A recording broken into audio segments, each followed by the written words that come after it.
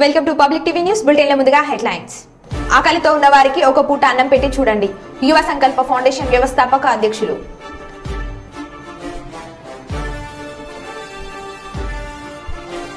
Deputy CM బట్టి విక్రమార్క డ్రైవర్ను కొట్టిన పోలీసులు. అమ్మవారి మెడలో మంగళసూత్రం కొట్టేసిన గనుడు. శ్రీశైలంలో కన్నడ భక్తులకు అఖండ అన్నదానం. మంత్రాలయంలోని శ్రీమఠంలో ద్వాదశి పూజలు. ఇక వివరాల్లోకి వెళ్తే, ప్రపంచంలోని అతిపెద్ద రాజకీయ పార్టీ బీజేపీ 2 సీట్లతో మొదలయ్యి నేడు దేశాన్ని పరిపాలిస్తున్న పార్టీలలో కేవలం బీజేపీ పార్టీ అని బీజేపీ రాష్ట్ర అధికార ప్రతినిధి బండారు విజయలక్ష్మి అన్నారు.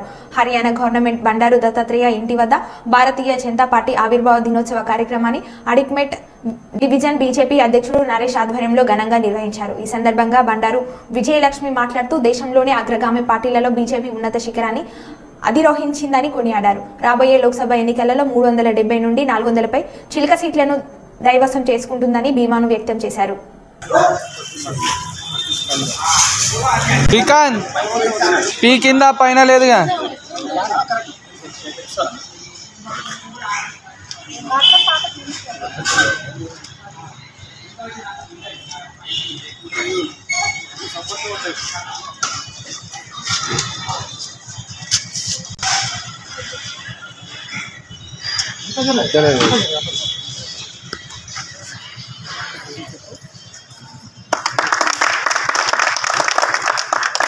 भारत माता की जय श्री राम जय श्री राम जय श्री राम। भारतीय जनता पार्टी जिंदाबाद।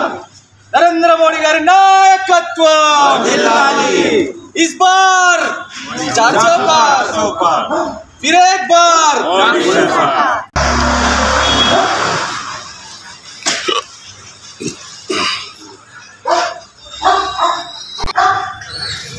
भारतीय जनता पार्टी भारत माता की जय।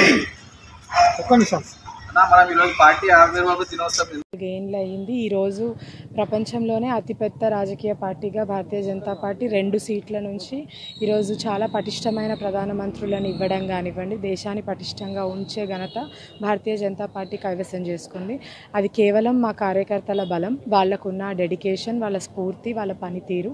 ఇట్లాగే ప్రతి ఒక్క కార్యకర్త ఏం ఆశించకుండా పార్టీ కోసం పనిచేస్తూ ఉంటాము అని మేమందరం భావిస్తూ మరోసారి భారతీయ జనతా పార్టీ ఆవిర్భావ దినోత్సవ శుభాకాంక్షలు. రాబోయే లోక్సభ ఎన్నికల్లో మేము అనుకున్నట్టుగా 370 సీట్లు కేవలం బీజేపీ ఎన్డీఏ పక్షాన 400 పైచిలుకు సీట్లతో భారతీయ జనతా పార్టీ ఘన విజయం సాధిస్తుందని మనస్ఫూర్తిగా కోరుకుంటున్నాను.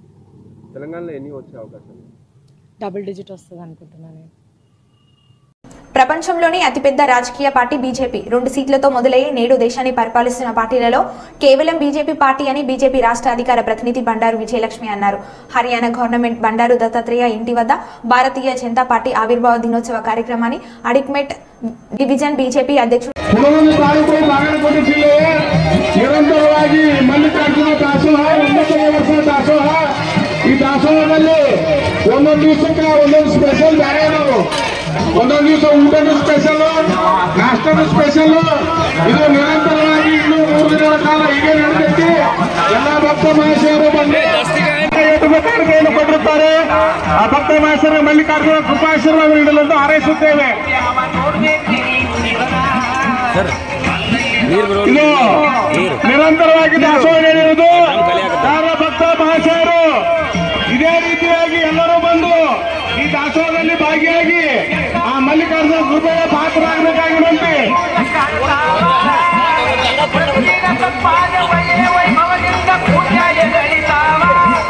ಹಾಗೂ ನಮ್ಮ ಕಾರ್ಯಕರ್ತರು ಸ್ವಲ್ಪ ಏನೇನೈತಿ ಗಮನ ಕೊಡ್ರಿ. ಅತ್ತಾಗಿತ್ತಾಗ ನಮ್ಮ ಪಾದಯಾತ್ರೆ ಕಮಿಟಿ ಮಂದಿ ನೋಡ್ರಿ, ಎಲ್ಲಿ ಏನೈತಿ ಏನಿಲ್ಲ ಸ್ವಲ್ಪ ನೋಡ್ರಿ.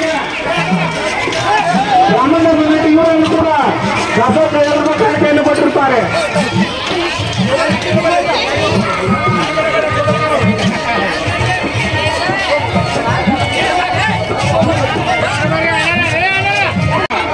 ಚಿಲ್ಲಿ ಉಳ್ಳಾಗಡ್ಡಿ ಒಂದೊಂದು ಪೀಸ್ ಹಾಕ್ರಿ ಅಷ್ಟ.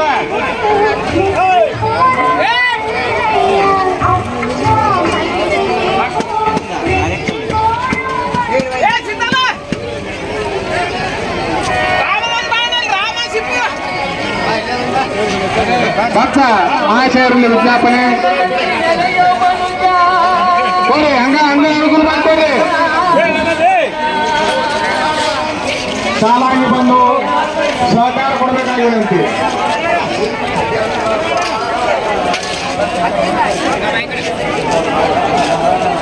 ಇನ್ನೊಂದು ದಯವಿಟ್ಟು ಭಕ್ತಾದಿಗಳನ್ನು ವಿನಂತಿ, ಆ ಚೂಡ ಕೆಡ್ಸಾರಂತ ನೋಡು. ನಾವು ಇವತ್ತು ನೀವು ಕೇಳ್ಕೊತೀವಿ, ನೀವು ಎಷ್ಟು ಬೇಕಷ್ಟ ಹಾಕಿಸ್ಕೋರಿ. ಯಾಕಂತಂದ್ರೆ ನೀವು ಕೆಡಿಸ್ತಕ್ಕಂಥದ್ದು ಇನ್ನೂ 4 ಮಂದಿ ಮಹಾಪ್ರಸಾದ ಆಗುತ್ತದು. ನೀವು ಕೆಡ್ಸಿದ್ರಪ್ಪ ಅಂತಂದ್ರ ಅಲ್ಲ, ನಾವೇನು ಹಾಕ್ತೀವಿ, ಪಾಪ ನಿಮ್ಗೆ ಒಳ್ಳೆಯದಾಗಲಿಲ್ಲ. ಇದು ಬಹಳ ಕಷ್ಟಪಟ್ಟು ಒಂದು ಈ ಪ್ರಸಾದ ಮಾಡಬೇಕಾದ್ರೆ ನಿಮಗೆ ಎಷ್ಟು ಕಷ್ಟ ಐತೆ ನಿಮಗೂ ಗೊತ್ತಿರ್ತೈತಿ. ದಯವಿಟ್ಟು ಚೆಲ್ಲಬೇಡ್ರಿ, ನಿಮ್ಗೆ ಎಷ್ಟು ಬೇಕಂತ ಹಾಕಿಸ್ಕೋರಿ. ತೃಪ್ತಿ ಆಗುವ ಊಟ ಮಾಡಿ, ದಯವಿಟ್ಟು ಚೆಲ್ಲುವಂತ ಮಾಡಬೇಡಿ.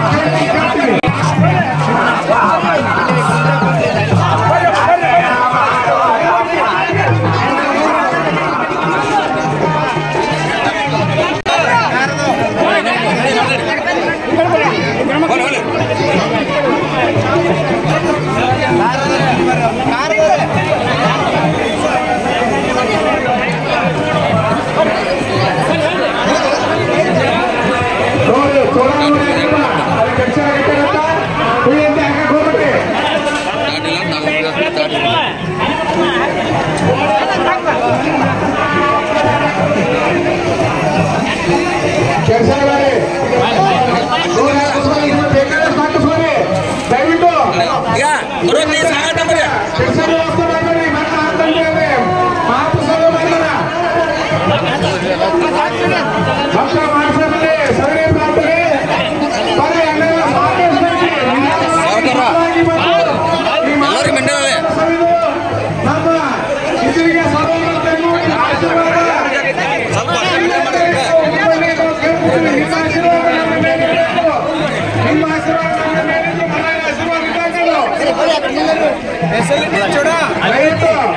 ಯಾರೋ ನೀವು ಬೇಕಾದಷ್ಟು ಹಾಕಿಸ್ಕೊಳ್ಳಿ, ಸುಮ್ಮನೆ ಹೆಚ್ಚಿಗೆ ಹಾಕಿಸ್ಕೊಂಡು ಕಳಿಸೋದಾರಿ.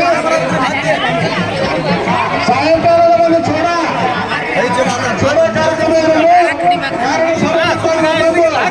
ಆ ಚೋಡ ಸೇವೆ ಮಲ್ಲಿಕಾರ್ಜುನ ಕೃಪೆಯ ಪಾತ್ರ ಆಗಬೇಕು. ಐತಿ ಸಾಕಷ್ಟು ಐತಿ ಮಹಾಪ್ರಸಾದ ಸಿಗುವುದು ಅನ್ನುವಂಥದ್ದೇನು ಅವಶ್ಯಕ. ಎಲ್ಲರೂ ಜಾತ್ರೆ ಬಂದಂತರು, ಮಲ್ಲಿಕಾರ್ಜುನ ಜಾತ್ರೆಗೆ ಬಂದಂತರು ಎಲ್ಲ ಬರಬೇಕು. ಅವ್ರಿಗೆ ಹಾಕಂಗಿಲ್ಲ, ಸರ್ವ ಭಕ್ತರು ಬರಬೇಕು. ಸಾರ್ವಜನಿಕ ಇದು ಒಬ್ಬರಿಗಾಗಿ ದಾಸವಾದ ಸರ್ವರಿಗೂ ಅವರಿಗೆ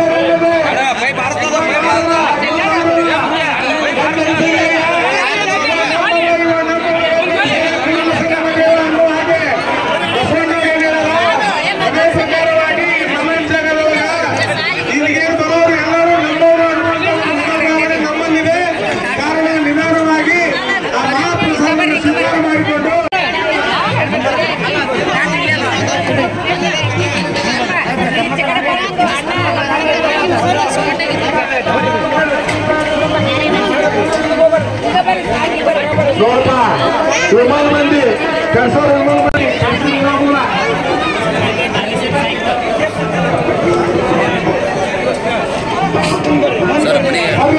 ಕರ್ಸಿಲ್ಲ.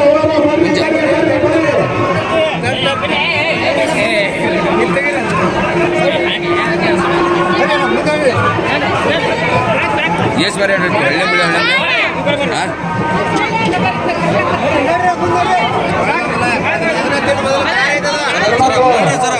ದಯವಿಟ್ಟು ಮೇಂಟೈನ್ ಮಾಡಬೇಕು.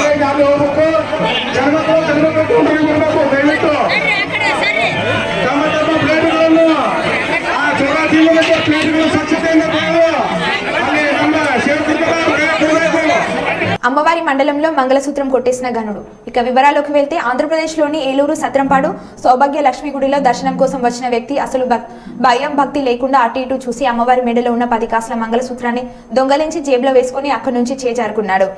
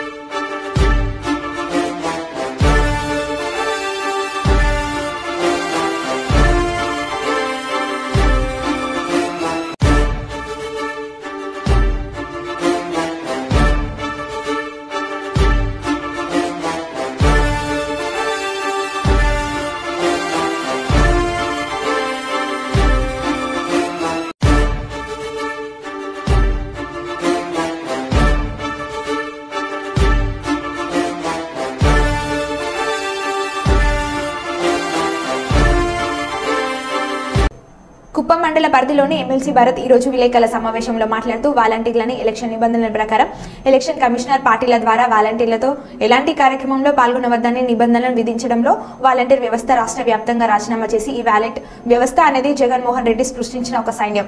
ఆ సైన్యం గవర్నమెంట్ ఒప్పుకోపోయిన గవర్నమెంట్ నిబంధనలను మా నాయకుడి మాటలకు విలువ ఇచ్చి ఆయన సృష్టించిన ఈ యజ్ఞాన్ని ఆయనకి చేయలేని విధంగా ఉన్నప్పుడు మాకు ఈ గవర్నమెంట్ ఉద్యోగంతో పని లేదు. రాజీనామా చేసిన ఆయన జగనన్న ఆశయాన్ని మా భరత్ అన్న ఆదేశాలను అనుసరించి పార్టీ కోసం పోరాడతాం. ఈసారి అధికారంలోకి వచ్చాక ఈ వాలంటీర్ వ్యవస్థ మరింత సేవలకు అనుగుణంగా ఆ వాలంటీర్ చేసే పనులు చేయలేని పనులు అన్ని విధాలుగా వారి వేతనాలతో మరల ముందుకు వస్తాం. సమావేశంలో convener HM Murugesh, ZPTC Saravana, ఎన్నికల క్షత్రియ వనిత శ్రీను, రాష్ట్ర ఆర్గనైజింగ్ సెక్రటరీ ఈశ్వరయ్య, పార్టీ ముఖ్య నేతలు పాల్గొన్నారు.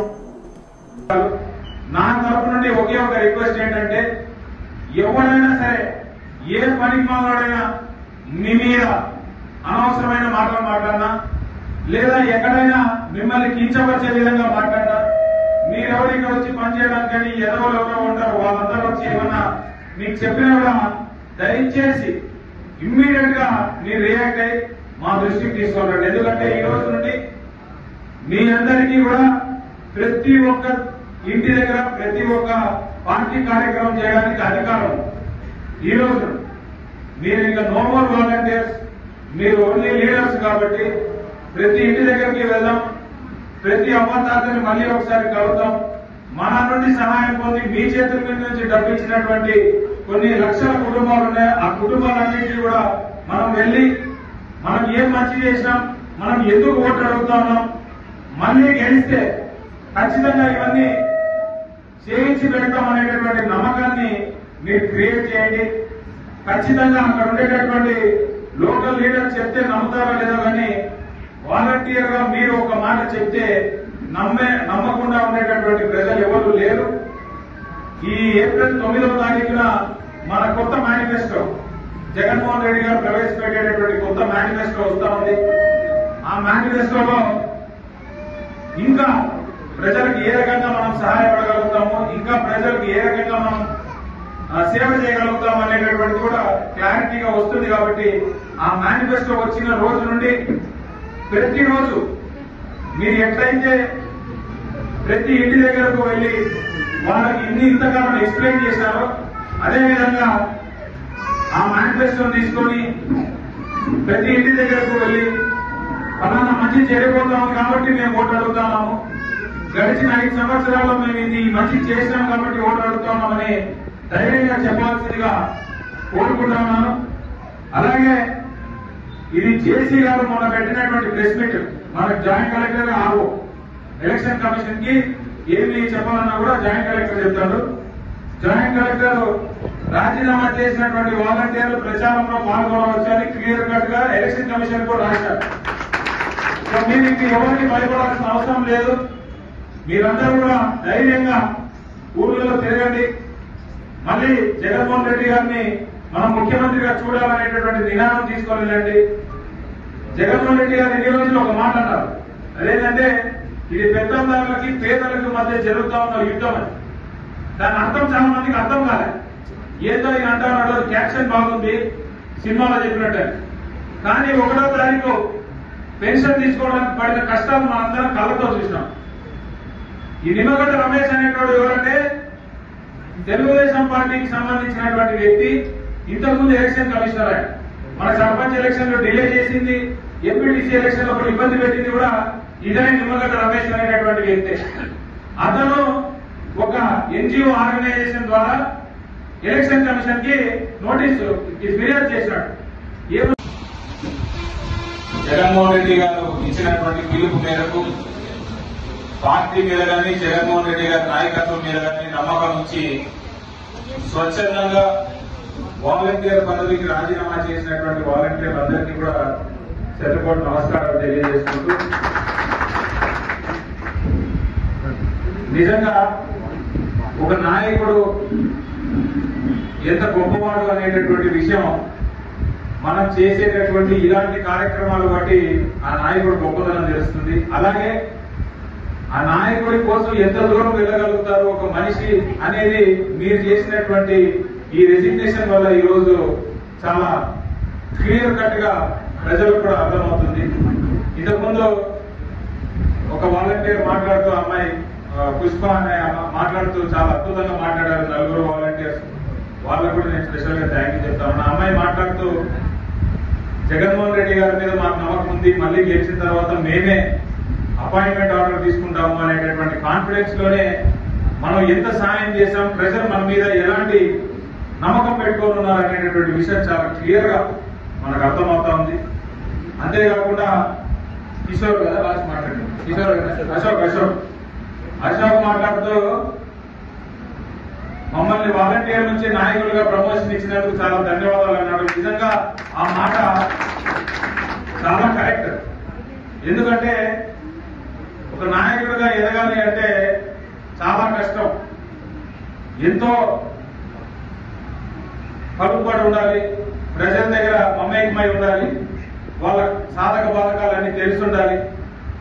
అవన్నీ తెలిసినటువంటి వాలంటీర్ ఈ రోజు నిజంగా నాయకుడిగా ప్రమోషన్ పొందుతా ఉన్నాడు అనేటటువంటి మాట చాలా ఉత్తమమైన మాట, చాలా కరెక్ట్ అయిన మాట.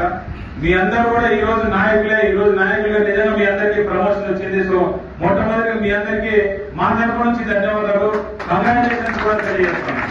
బీఆర్ఎస్ పార్టీ అధినేత మాజీ సీఎం కేసీఆర్ పిలుపులో భాగంగా శనివారం మంత్రి ప్రధాన చౌరస్తులో ఈ యాసంగి సీజన్ నుండే ధాన్యానికి 500 రూపాయల బోనస్ ఇవ్వాలని మరియు పంట నష్టపోయిన రైతులకు ఎకరానికి 25,000 నష్టపరిహారం చెల్లించాలని డిమాండ్ చేస్తూ రైతులకు మద్దతుగా మాజీ ఎమ్మెల్యే పెద్దపల్లి జిల్లా పరిషత్ చైర్మన్ పుట్ట మధుకర్ నిరసన దీక్ష చేపట్టారు. ఈ సందర్భంగా ఆయన మాట్లాడారు. ఈ కార్యక్రమంలో టీఆర్ఎస్ నాయకులు, కార్యకర్తలు తదితరులు పాల్గొన్నారు. చౌరస్తాలో ఈ కాంగ్రెస్ పార్టీ నిద్ర లేవాలని, దేశానికి అన్నం పెట్టే రైతును కాపాడాలని, రైతుల గురించి ఆలోచించాలని చేపడుతున్నటువంటి దీక్షలో పాల్గొంటున్న బీఆర్ఎస్ పార్టీ నాయకులందరికీ, కొంతమంది ఇక్కడ దూరం నుంచి కూడా ఈ దీక్షను చూస్తూ వాళ్ళు కూడా ఈ దీక్షకు మద్దతు పలుకుతున్న వాళ్ళందరికీ, పత్రికా విలేకరులందరికీ నమస్సుమాంజలు తెలియజేస్తూ, నిజంగా ఈ కంప్యూటర్ యుగంలో కూడా టీవీలు, పేపర్లు, మరి ఇన్ఫర్మేషన్ సంస్థలు లేనప్పుడు, చేతులలో సెల్ ఫోన్లు లేనప్పుడు ఏ అబద్ధాలైతే, ఏ మోసమైతే చేసి 76 సంవత్సరాలలో దాదాపు 60 సంవత్సరాల అధికారంలో ఉండి ఈ దేశాన్నే చీకట్లో పెట్టిన కాంగ్రెస్ పార్టీ అబద్ధాల పునాదుల మీద అధికారంలోకి వచ్చి సెల్ ఫోన్లు చేతులలో ఉండంగా, ప్రపంచమంతా మన చేతులలో చూస్తుండగా కూడా ఈరోజు కూడా కాంగ్రెస్ అంటేనే మోసమని, కాంగ్రెస్ అంటేనే చీకటని, ఇంత పెద్ద ఈ వ్యవస్థలో కూడా అబద్ధాలనే ఒక చట్టంగా మార్చి ఆశ పెట్టి అధికారంలోకి వచ్చి అదే ఆశలలో ప్రజలు బతకాలని, అంతే తప్ప ఇంకా మాకు ఎదురు రావద్దనే ఉద్దేశంతో వాళ్ళ కాంగ్రెస్ పార్టీ వాళ్ళు ముందుకు నడుస్తున్నటువంటి తీరును చూస్తూ ఉంటే, కాంగ్రెస్కు సపోర్ట్ చేసినటువంటి వాళ్ళు, ప్రజాస్వామ్యవాదులు, కమ్యూనిస్టు పార్టీలు కూడా ఇవాళ ఉడిదిలో పడ్డ ఎలుకలాగా వాళ్ళ ఆలోచనలు కనబడతా ఉన్నాయి. మరొక సిపిఐ అయినా మాట్లాడిండు, మేమేం మాట్లాడో అర్థమైతలేదు, మేనగోడలను పెళ్లి చేసుకున్నట్టు మా కథ నడుస్తా ఉన్నది అన్నాడు. మేనగోడలు పెళ్లి చేసుకున్నాడు అంటే అర్థమైంది కదా, అక్క బిడ్డను ఏమనరాదు అంటే ప్రమాదము. ఆ విధంగా ఇలా కమ్యూనిస్టు పార్టీల ఆలోచనలు ఆ విధంగా ఉన్నాయి. నిజంగా ముఖ్యమంత్రి రేవంత్ రెడ్డి గారు ఎట్లయితున్నారో వాళ్ళ మంత్రివర్గ సహచరులు కూడా అదే విధంగా మాట్లాడుతూ ఉన్నారు. ముఖ్యమంత్రి రేవంత్ రెడ్డి గారు అయితే చాలా పెద్ద పెద్ద మాటలు మాట్లాడిండు.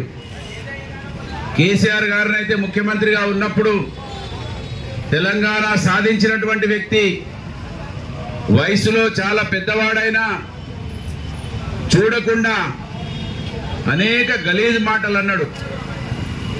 2 పంటలు రెండు పంటలకే రైతు బంధు ఇస్తున్నావు, 3వ పంటే తీయవా దద్దమ్మవు నువ్వు అన్నాడు.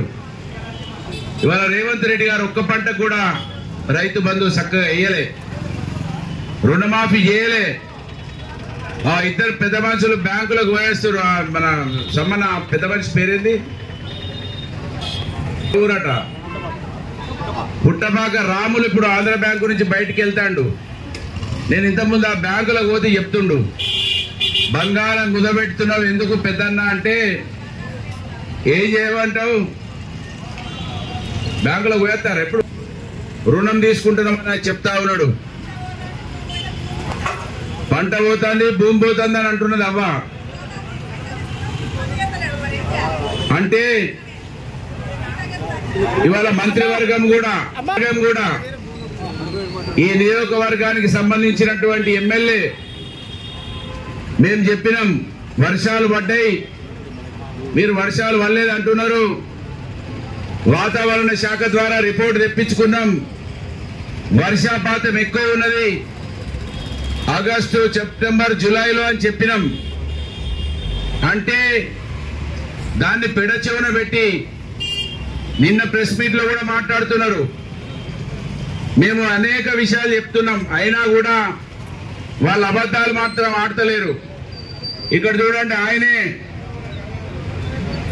ఆ రోజు వర్షాలలో జూలైలో 31 జూలై ఆగస్టులో నీళ్లలో తిరిగి కన్నీళ్లు పెట్టుకున్నాడు. పాపం కన్నీళ్లు పెట్టుకుంటే పాపం నమ్మిన రైతులు, అబ్బా కాంగ్రెస్ వాళ్ళు మా కోసం వచ్చిందని అన్నారు.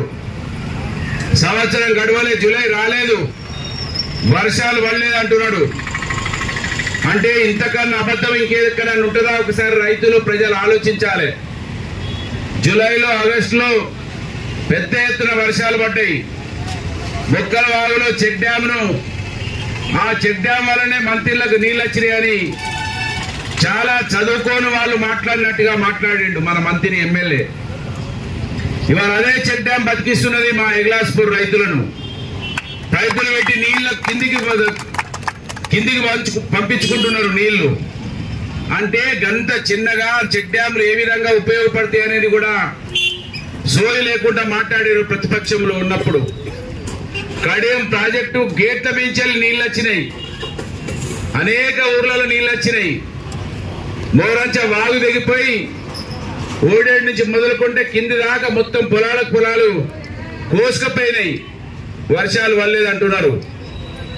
అంటే అబద్ధాలు ఏ విధంగా ఆడుతున్నారో ఒకసారి మనకు అర్థం చేసుకోవాలి. వాళ్ళు ఏ విధంగా ఇవాళ అనేక మంది రైతు సంఘం నాయకులని కాంగ్రెస్ పార్టీ వాళ్ళ మాయ మాటలు నమ్మి ఒకసారి మార్పు చూద్దామని ఆలోచిస్తే ఇంత మంచి మార్పు చూస్తామని అనుకోలేదని ఇలా బాధపడుతున్నటువంటి ఈ రాష్ట్ర రైతాంగాన్ని గురించి ఈ ప్రభుత్వం మెడలు వంచాలే, కాంగ్రెస్ పార్టీ అబద్ధాల మీద అధికారంలోకి వచ్చి అట్టి అబద్ధాలనే శాసనం చేయాలని చూస్తున్నటువంటి ఈ పరిస్థితులలో వారికి అండగా ఈ ప్రభుత్వం మెడలు వంచాలని కేసీఆర్ గారు ఎర్ర టెండర్లలో రైతులను మందలిస్తూ ధైర్యాన్ని ఇస్తూ ఇవాళ ఈ ప్రభుత్వం మెడలు వంచడాని కోసం నిరసన దీక్ష కార్యక్రమాన్ని వారు నిర్ణయించడం జరిగింది. 12:30 వరకు జరిగే ఈ దీక్షలో మరి పాల్గొంటున్నటువంటి మరో బులెటిన్లో మళ్ళీ కలుద్దాం. Stay tune.